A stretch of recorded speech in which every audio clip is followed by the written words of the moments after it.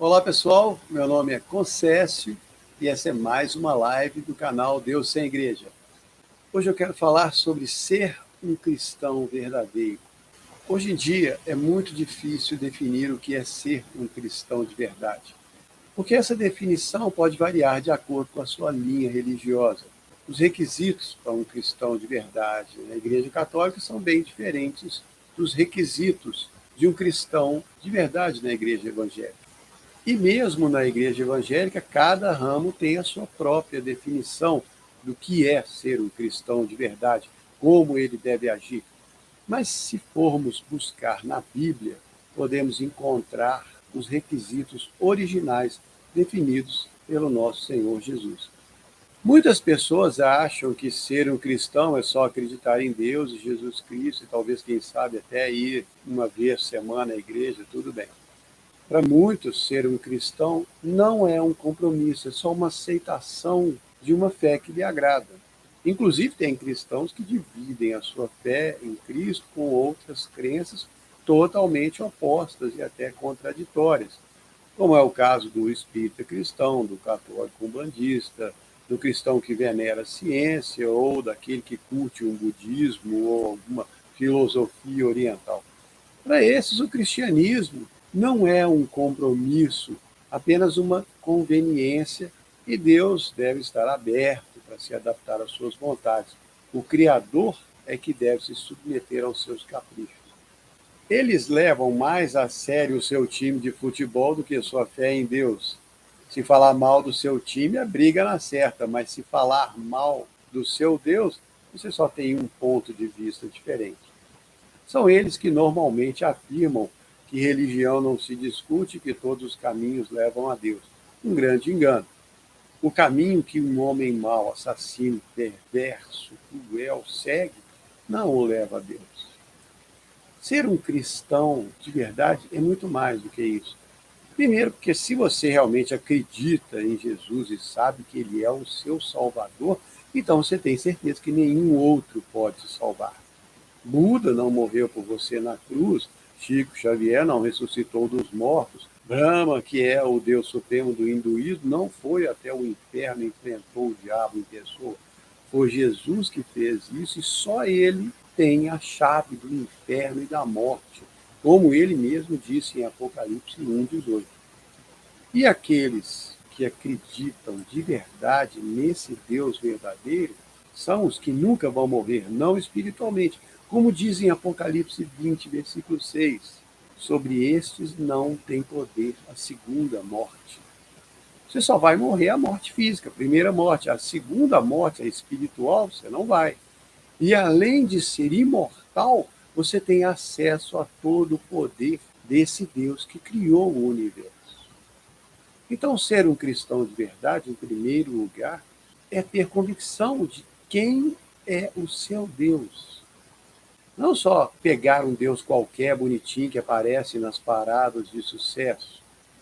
E depois que você tiver essa convicção de quem é o seu Deus, você tem que estar disposto a viver e morrer por ela.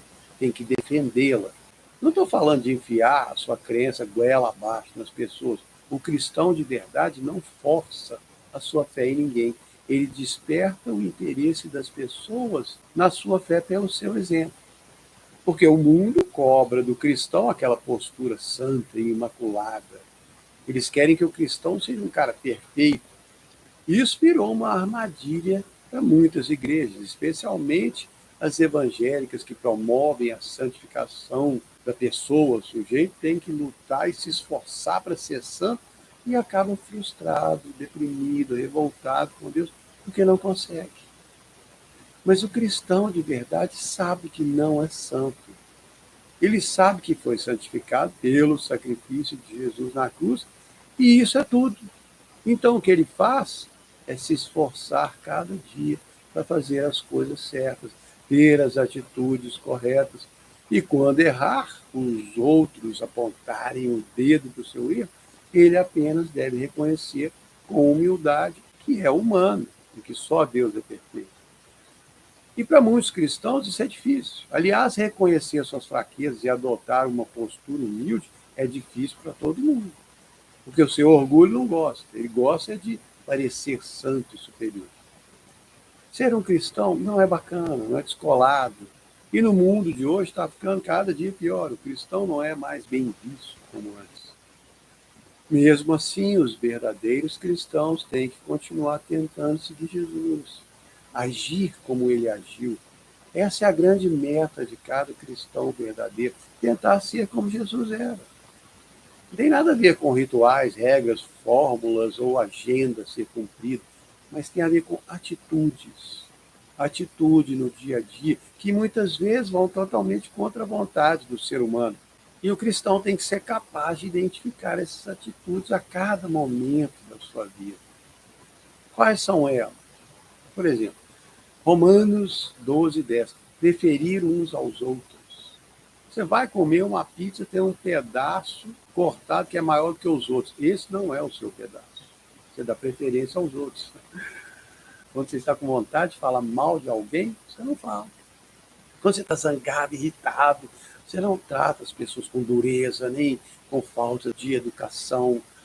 Não usa desculpas de mau humor para reclamar, xingar, gritar. Não tenta levar vantagens desonestamente em nenhuma situação. Procura sempre ser sincero e verdadeiro. Aliás, isso economiza muita dor de cabeça. Tenta ser paciente, compreensivo, amoroso, carinhoso, mesmo quando não te tratam bem. Porque você que é o cristão e você que tem que dar o exemplo. É fácil ser legal com as pessoas bacanas. O difícil é ser bacana com os chatos e insuportáveis. Ser cristão é praticar a difícil arte de engolir sapos. Eu já gravei um vídeo com esse nome, a arte de engolir sapos. É muito bom, vale a pena. É claro que o cristão não é um sonso, um paçoca, bobão. Quando ele vê uma injustiça, ele tem que se manifestar. E essa afirmação já em si é muito controversa, porque Jesus disse em Mateus 5:39, não resistam ao homem mau. Se alguém te bater na face direita, oferece também a outra. E isso é a atitude de um cristão, mas com relação a si mesmo. Porque se alguém ameaçar os seus, sua família, seus filhos ou outros indefesos que dependam de você, que seriam as suas ovelhas, Jesus disse em João 10:11, o bom pastor dá a sua vida pelas ovelhas. E continua, o mercenário que não é pastor, quando vê o lobo chegando, deixa as ovelhas e foge. Então o lobo ataca o rebanho e dispersa as ovelhas, mas o bom pastor defende as suas ovelhas. Ele dá a sua vida lutando por ela. Isso significa que ele pega o seu cajado de pastor e sai atrás do lobo, dando paulada nele. O verdadeiro cristão enfrenta o lobo. Ele não deita no chão e deixa o lobo comê-lo para depois comer as ovelhas. É por isso que ser cristão é muito difícil, muito mais do que parece. Nós temos que tentar fazer o que é certo, sempre amar e perdoar. Nós temos que lutar para defender e proteger os que precisam. E sempre temos que preferir os outros acima de nós. E essa é a parte mais difícil. Quando os discípulos de Jesus queriam saber quem era o maior deles, Jesus disse, Mateus 23:11, o maior dentre vós seja o nosso servo. E isso vai de contra a nossa vontade, porque é muito melhor mandar do que servir. É muito melhor se impor do que ser humilhado. Por isso ele continuou falando, Mateus 23:12, aquele que se exaltar vai ser humilhado, e o que se humilhar vai ser exaltado. Ele já tinha falado isso lá atrás, em Mateus 18:4, aquele que é humilde como uma criança será o maior no reino dos céus. Os que são humildes aqui são grandes lá. Por quê? Tiago respondeu isso, em Tiago 4:6. Deus resiste aos orgulhosos, mas dá graça aos humildes. Então a humildade é uma atitude especialmente importante do cristão de verdade. Não aquela falsa humildade, hipócrita, aquela fachada santa igreja. A humildade verdadeira, aquela que dá alma cutucada e fere o orgulho. Qual seria outra atitude do cristão verdadeiro? Na primeira carta de Paulo aos Tessalonicenses, no capítulo 5, Ele dá umas dicas boas. Vamos ver algumas delas. No versículo 15, não retribua o mal com o mal, mas siga sempre o bem para com todas as pessoas. Essa é muito difícil, porque a vontade do ser humano é retribuir na mesma moeda. É igual a lei de Moisés, né? Olho por olho, dente por dente. Dê um tapa na minha cara e enfia a mão para dentro. Mas não é o que se espera de um cristão, não é o que Jesus espera de você. Mas também não significa que quando você não dá conta e paga na mesma moeda, você deixa de ser um cristão. Você só está sendo um mau exemplo de um cristão.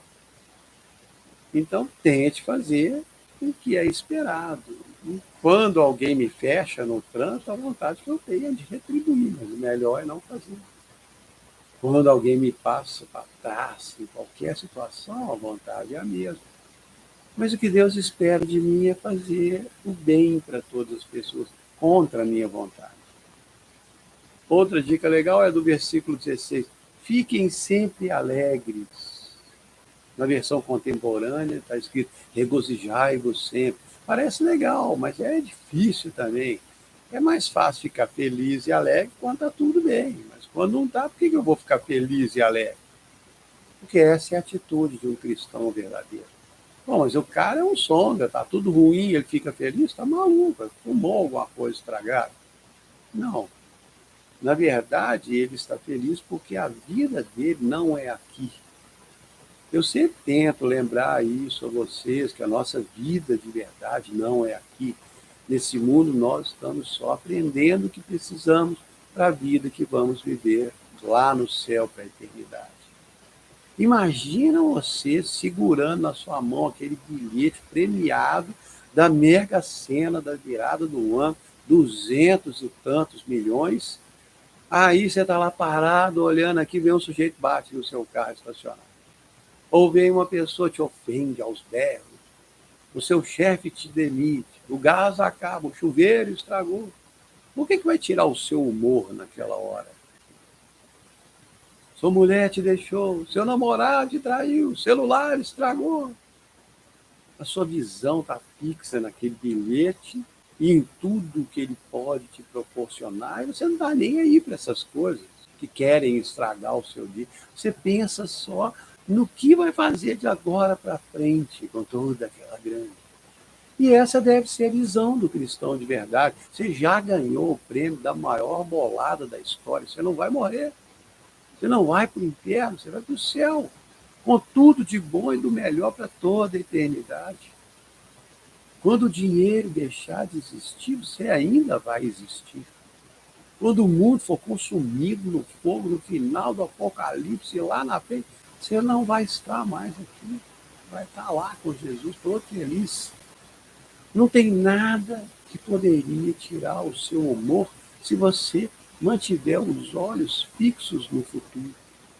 É por isso mesmo que também está escrito no versículo 18 do mesmo capítulo 5 de 1 de Tessalonicenses: agradeçam por tudo, porque essa é a vontade de Deus para vocês.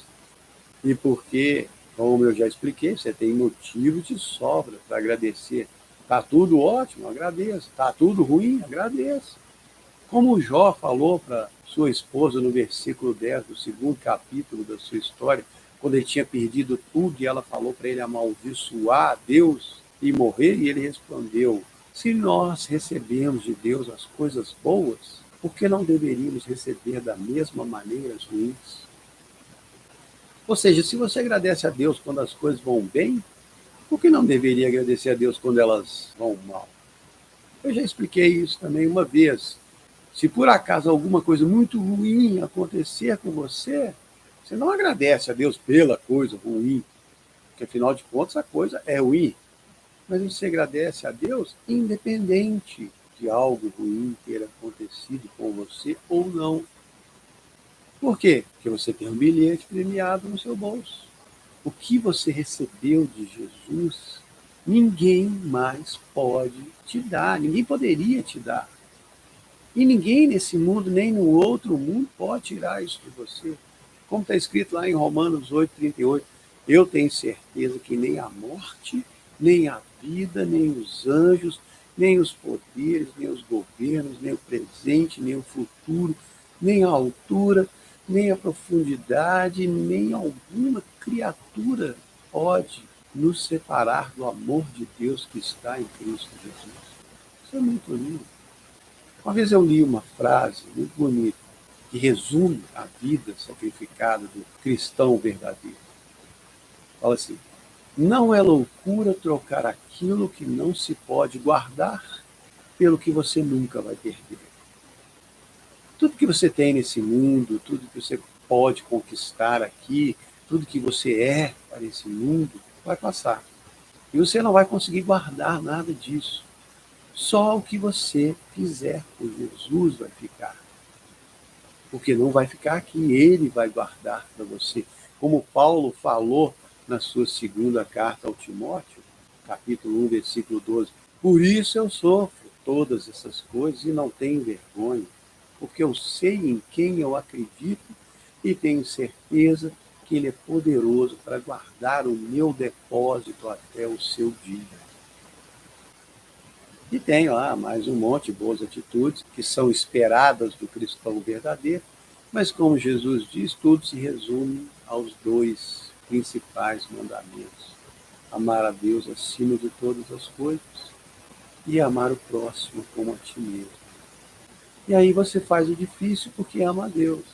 E tem as atitudes humildes, engole todos os sapos porque ama o seu próximo, mais do que se ama.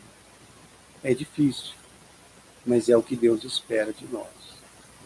E a verdade é que nós cristãos temos só uma incumbência aqui nessa terra: levar o maior número de pessoas possível para o céu conosco. E é para isso que você precisa atraí-las para Jesus. E a melhor maneira de fazer isso é sendo alguém que elas admiram. Não por sua perfeição, mas por sua dedicação, sinceridade, seu esforço. Não por ser santo, mas por ser mais legal que os santos. Não por tentar convertê-las, mas por mostrar o amor do seu Deus de uma maneira totalmente diferente de todos os outros. O seu exemplo, sua atitude humilde, a maneira como você prefere os outros mais do que a si mesmo, vão falar muito mais alto que qualquer sermão, missa, milagre fenomenal. Deus não quer que você seja santo, mas espera que você seja verdadeiro na sua fé. E tente o seu melhor. Quando não conseguir, ele entende. E se precisar de ajuda, peça que ele ajude. Mas o mais importante é sempre tentar fazer o seu melhor. O resto ele faz. Espero que vocês tenham gostado. Muito obrigado.